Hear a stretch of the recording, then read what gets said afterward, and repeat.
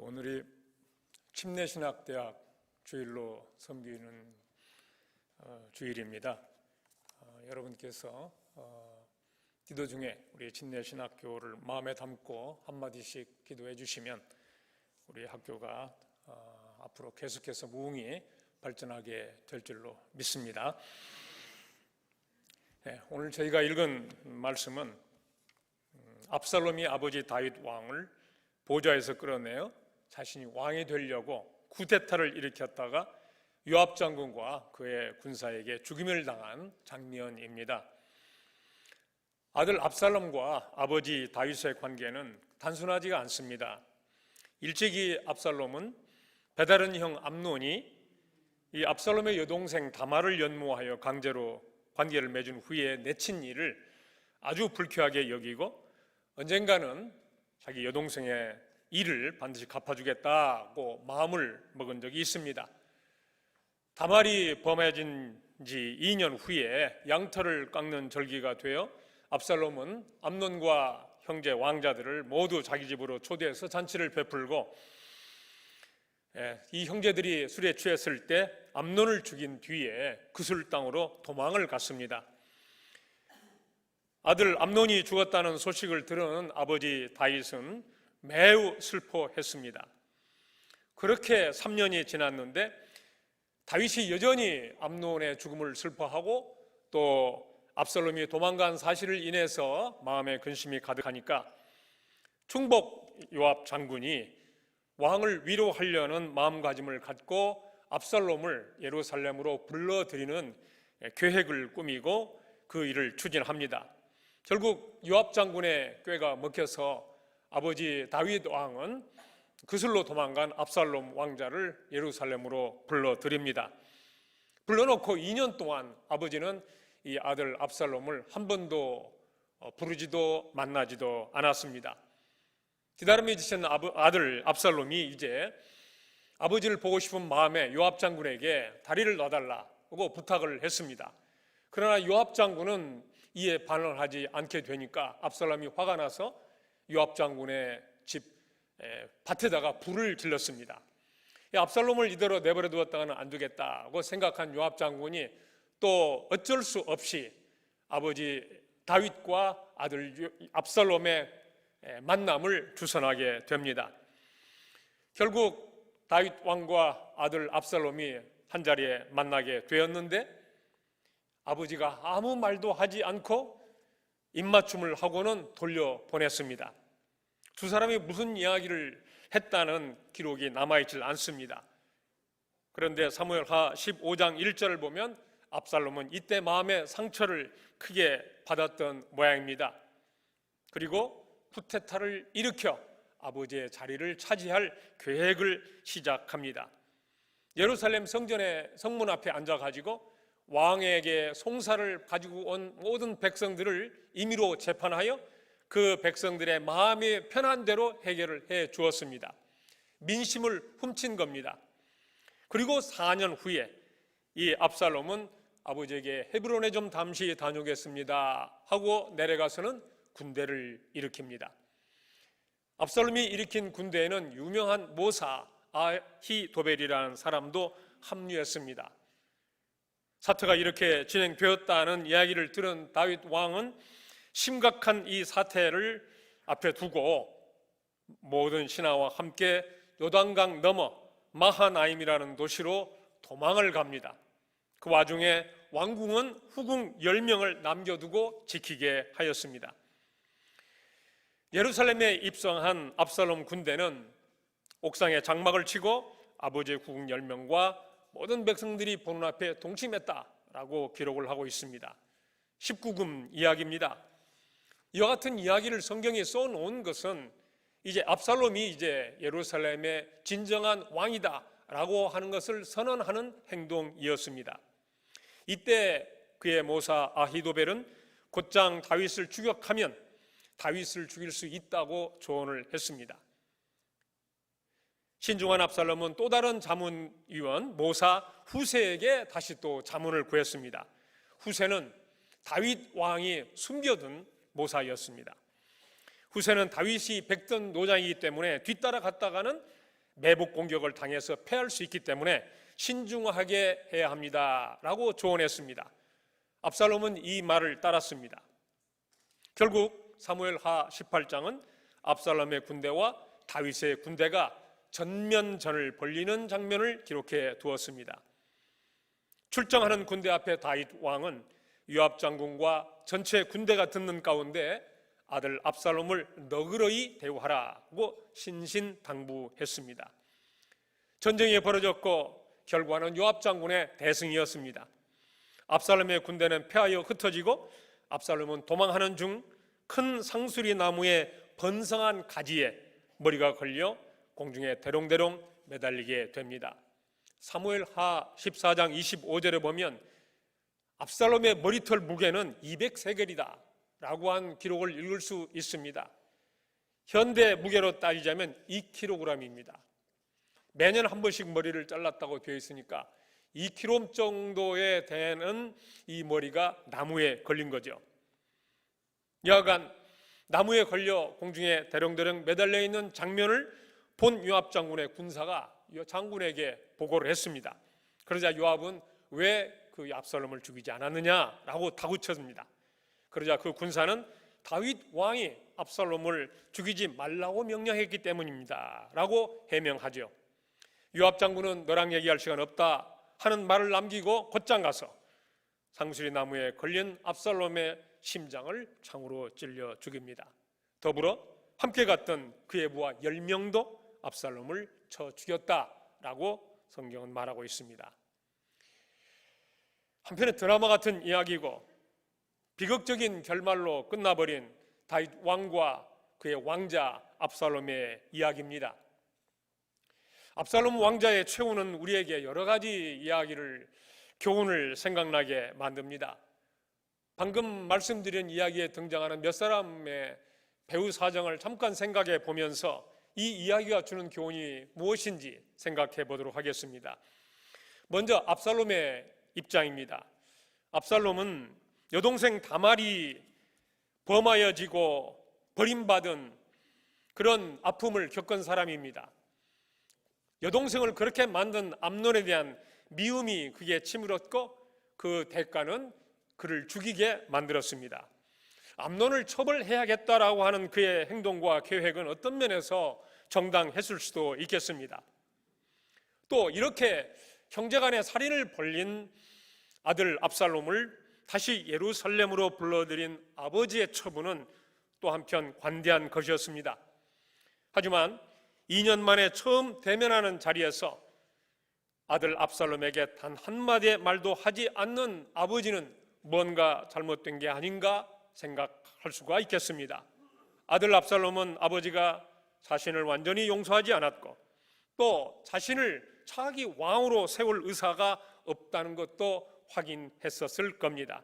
그래서 압살롬은 삐뚤어진 마음을 먹게 되었습니다. 아버지의 왕좌를 무력으로라도 차지하겠다는 계획을 세운 거죠. 아들 압살롬은 아버지라도 순순히 자신의 미래를 열어주지 않으면 무력을 사용해서라도 그걸 차지하겠다고 생각하는 무정한 사람이 되어버렸습니다. 유산을 상속받기 위해서 부모를 살해했다는 현대판 사건과 흡사하죠. 그래도 천륜이 있는데 아버지를 무너뜨리고 군사를 일으켜 폐륜화가 되어버린 압살롬은 비극적인 최후를 맞이하게 됩니다. 그가 죽은 것이 신난 것도 아니고 오히려 우리가 생각할 것은 무엇이 그를 그런 비극적인 죽음으로 이끌어가게 되었는가 생각해 볼 필요가 있는 대목이라고 하겠습니다. 두 번째로는 요압 장군을 한번 생각해 보겠습니다. 요압은 압살롬을 살인자의 위치에서 왕자의 주위로 복권하는 일에 앞장섰던 다윗의 측근 중 측근이었습니다. 예루살렘으로 돌아온 압살롬이 아버지 다윗과 만나든 만나지 않든 그것은 부자간에 해결할 일이라고 생각했던 모양입니다. 그러나 정작 자기 재산의 불이나 압살롬을 무시할 수 없게 되자 다시 이 부자지간에 끼어들어 부자가 만날 수 있도록 주선을 해 주었죠. 그런데 결과적으로는 이 부자지간의 만남이 훈훈하게 끝나질 못하고 갈등이 증폭되어 쿠데타가 일어나게 되고 또 백성들 사이에 전쟁이 벌어진 모습에 아마 마음이 상했는지도 모르겠습니다. 전쟁에 앞서서 이 압살롬을 부디 선대하라고 당부했던 다윗 왕의 말을 요압은 한마디로 무시를 해버렸습니다. 전쟁에 패하여 도망한 압살롬이 나무에 걸렸다는 정보를 듣고도 만일 다윗 왕의 이야기를 받아들였다면 나무에서 조용히 내려들고 훈계하고 보내줬을 수도 있었을 겁니다. 그러나 요압은 곧장 달려가 창으로 압살롬을 찔러 죽이고 말았습니다. 결과적으로는 다윗 왕의 부탁을 개무시한 겁니다. 나중에 다윗은 임종할 때 이 요압 장군을 절대 살려두지 말라고 솔로몬에게 유언을 남깁니다. 솔로몬이 정권을 잡았을 때 요압 장군은 솔로몬의 칼끝을 피하여서 여호와의 장막에 있는 도시로 피했다고 기록했습니다. 그리고 그 장막 안에 들어가 제단에 뿔을 붙잡고 있었다고 했는데 성경에는 살인자라도 제단 뿔을 붙잡고 있는 사람들은 절대 죽여서는 안 된다고 기록을 했는데 솔로몬 장군은 브나야 장군을 시켜서 제단 뿔을 잡고 있는 이 요압 장군을 처형하도록 지시합니다. 이 제단 뿔이 용의 뿔과 같은 겁니다. 목숨을 살려줘야 되고 살 수밖에 없는 처지에 있는 이 솔로몬은 제단 뿌리고 뭐고 쫓아가서 결국 죽게 만들죠. 이건 솔로몬 편의 이야기입니다. 결국 요압도 죽음에 이르고 말았지만 한평생 다윗 왕이 도망다니던 시절부터 함께 동고동락을 같이 했던 이 요압은 그의 아들 손에 죽음을 당하게 만들죠. 충성스럽고 용맹했던 요압이 결국 다윗 왕에게는 배신자로 낙인 찍혀 병장의 이슬로 사라지게 된 겁니다. 마치 이런 이야기를 읽게 되면은 북한의 사태가 생각이 납니다. 김정은에게 처형당한 고무부 장성택, 충성을 다했지만 결국 처형당하고 만 그 사람 말입니다. 세 번째로는 다윗 왕을 한번 생각해 보겠습니다. 왕자들의 살육 사건에 기록되어 있는 성경을 읽다 보면 도대체 아버지는 무슨 역할을 했나라는 질문이 듭니다. 물론 죽음을 당한 암논을 향해서 슬퍼하고 또 압살롬이 죽으면 또 압살롬을 슬퍼하고 죽은 아들을 슬퍼하는 일은 잘 했지만 그런 아들이 죽기 전에 아버지의 도리를 다 했더라면 하는 아쉬움이 드는 성경 이야기입니다. 사실 요압의 중재로 압살롬을 예루살렘으로 불러들였을 때 이 아들 압살롬을 만나서 다독거리고 잘 위로해주고 했더라면 어땠을까 하는 아쉬움이 생깁니다. 그러나 이 압살롬을 부르지도 않았고 만났을 때 아무 말도 남기지 않았다고 성경은 기록합니다.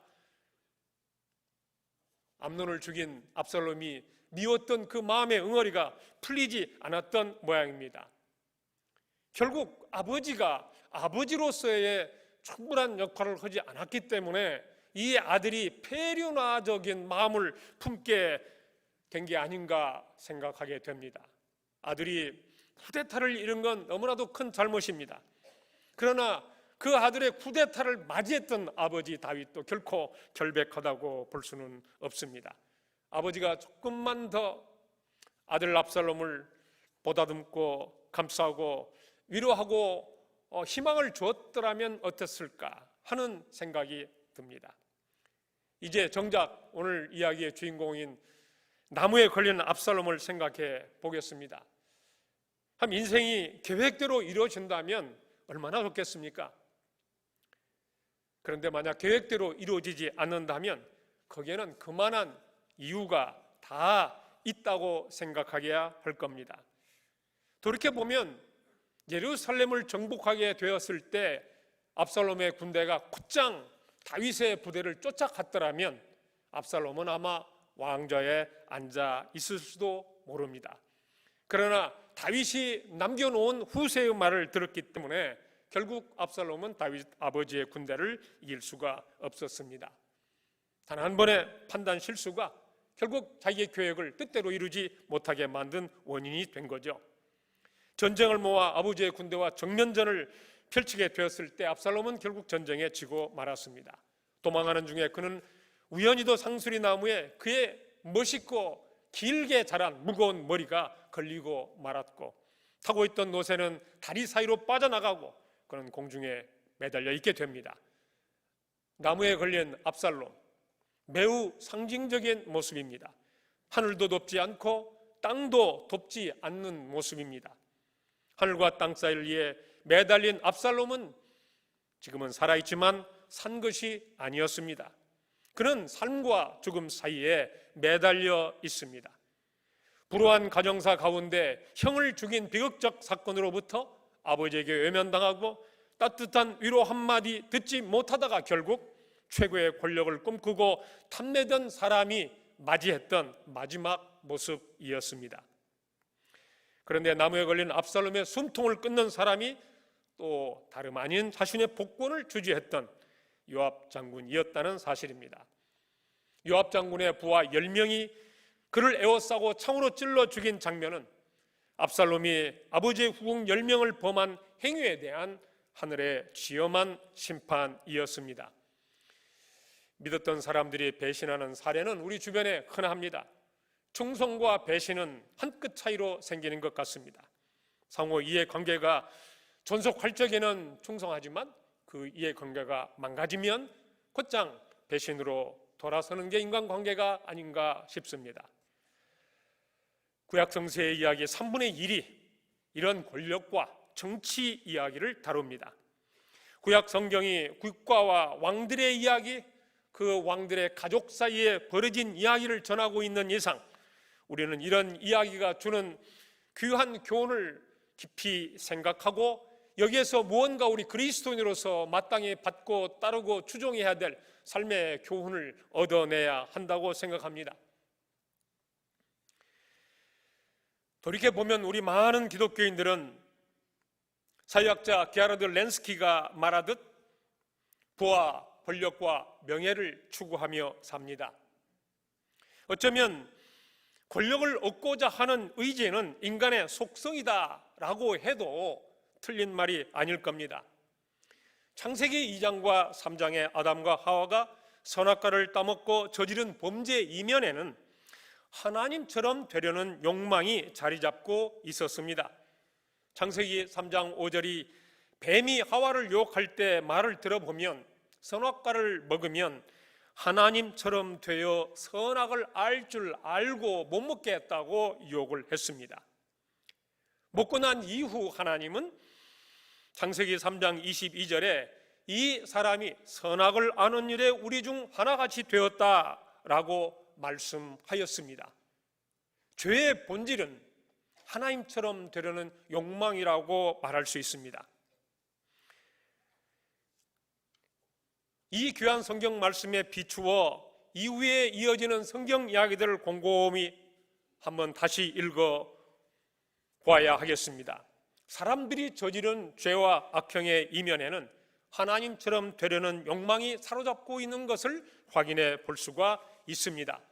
가인이 아벨을 죽인 행위, 신의 아들들이 사람의 딸들을 마음대로 취하는 행위, 네피림이라고 하는 거인 족속들이 세상 사람들에게 저지르는 폭력과 부패, 자신들의 이름을 내려고 높은 탑을 쌓고 도시를 건설하려고 했던 지도자들의 계획, 모두가 하나같이 신처럼 되어 신처럼 군림하고 신처럼 영원히 살려는 욕망을 표현한 행동들이라고 해석할 수 있습니다. 우리는 우리가 맞이하여 있는 현재의 삶을 어느 정도 통제하고 훈련해서 웬만큼의 사회적 지위에 오르고 그렇게도 삶을 불편하지 않을 만큼 재산을 모아 행복해지려는 삶을 살고 싶어 합니다. 따지고 보면 권력과 재물과 명예를 갖고 싶어 하는 거죠. 그 누구들처럼 대통령이 되고 장관이 되고 도지사가 되고 시장이 되고 국회의원이 되고 법관이 되고 검사가 되고 또 요새는 젊은 아이들이 되고 싶어하는 의사도 되고 싶어하는 이 많은 꿈들을 부모님들은 불철주야 잠 못 자면서 학원에 학비를 대가면서 공부를 시키고, 그래서 모든 사람이 부러워하는 안락한 삶을 살고 싶어 합니다. 저는 이와 같은 삶의 모습이 잘못되었다고 말씀드리는 게 아닙니다. 마땅한 행복 추구권을 추구하는 삶이라고 생각합니다. 행복을 추구하는 삶이 절대로 나쁜 게 아닙니다. 그 행복을 추구하면서 얻게 되는 권력을 갖게 되는 일도 나쁜 일은 아닙니다. 왜냐하면 우리 사회에서는 그러한 권력을 행사할 수 있는 사람들이 필요한 사회이기 때문이죠. 하지만 기독교의 입장에서 보자고 그러면 어떻게 하면 권력을 얻고자 하는 그 의지를 길들여서 의미 있고 아름답게 하나님이 기뻐하시는 모양으로 쓸 수 있느냐가 훨씬 더 중요한 질문이라고 생각합니다. 우리는 권력을 얻고 재산을 모으고 그래서 명예를 얻는 과정이 중요합니다. 그것을 그렇게 얻고자 하는 동기가 중요합니다. 또 권력과 부와 명예를 얻었다면 그것을 올바로 사용하는 법이 중요합니다. 저는 성경이 권력과 부와 명예를 얻게 되는 동기와 목적과 방법을 가르쳐 준다고 저는 믿습니다. 어떻게 하면 이 권력 의지를 길들일 수 있겠습니까? 성경이 가르쳐 주는 가르침을 말씀드리겠습니다. 나무에 걸린 압살롬을 쳐다보면 우리의 마음에 아주 상반된 모습의 인물이 떠오릅니다. 그것은 나무에 달린 예수님입니다. 압살롬은 비참한 최후를 맞이했습니다. 압살롬의 머리를 붙잡은 나무는 우연히도 그 자리에 자라고 있었습니다. 나무가 그곳에 자라고 있었던 것은 하나님의 예정이었을까요? 아니면 섭리였을까요? 어쨌든 그건 알 수 없지만 압살롬은 그것 때문에 목숨을 잃어야 했습니다. 재수 더럽게 없는 날 그는 나무에 걸려 그 귀한 목숨을 잃었습니다. 이와 반대로 예수님은 달랐습니다. 예수님은 자신이 갖고 있는 권세와 능력을 피곤을 무릅쓰고 필요로 하는 모든 사람들에게 나누어주는 일에 목숨을 다했었습니다. 그런 예수님을 로마와 기독교, 유대교 지도자들은 나무에 매달아 처형을 했습니다. 얼핏 보면 두 사람의 모습은 매우 비슷합니다. 권력을 얻으려 애썼던 압살롬은 공중에 대롱대롱 매달려 죽음을 맞이했고 12영도 더 되는 천군 천사를 불러 로마 군인들의 체포를 물리칠 수 있었던 하늘의 권세를 가진 예수님도 로마 군인과 유대인들의 조롱과 놀림을 받고 십자가에 매달려 죽음을 맞이했습니다. 분명히 다른 한 가지는 결과가 달랐다는 이야기입니다. 압살롬은 자신을 복권시킨 요압과 그의 장수 10명에게 창에 찔려 죽고 무덤에 묘비 하나 남기고 사라집니다. 그러나 예수님은 제자 가룟 유다 한 명의 배신으로 십자가에 못 박혔으나 빈 무덤을 남기고 부활하여 결국은 온 인류의 사랑과 존경을 받는 하나님의 아들이 만유의 주님으로 찬양과 경배를 받고 계십니다. 인생이란 참으로 신비합니다. 또 동시에 인생의 원리는 엄격합니다. 권력을 추구하다 비참한 만로를 겪는 압살롬이 있는가 하면 권력을 나누어 주신 예수님은 온 세상의 주가 되어 모든 권세와 영광과 나라를 전부 갖게 되었습니다. 누구를 따라가야 하겠습니까? 우리는 행복 추구라는 명분으로 다양한 형태와 모습을 가지고 권력과 부와 명예를 얻기 위해 열심히 살아갑니다. 성경은 이렇게 가르칩니다. 권력과 부와 명예를 얻게 되는 날 나는 이러저러한 선행을 하리라 라고 말하지 말라고 말입니다. 정반대로 성경은 지금 내가 가진 힘이 있다면 내가 먹고 살 만큼의 식량이 있다면, 내가 남에게 멸시만 받고 있지 않는다면, 여러분이 갖고 있는 힘과 재산물과 명예를 나누어 그것이 필요한 상처받고 힘없는 사람을 치료하는데 길을 나서라고 말씀하고 있습니다. 힘을 얻고 돈을 번 뒤에 누군가에게 내가 자유와 구원을 베풀겠노라고 공언하라고 가르치지 않습니다. 순서가 뒤바뀐 거죠.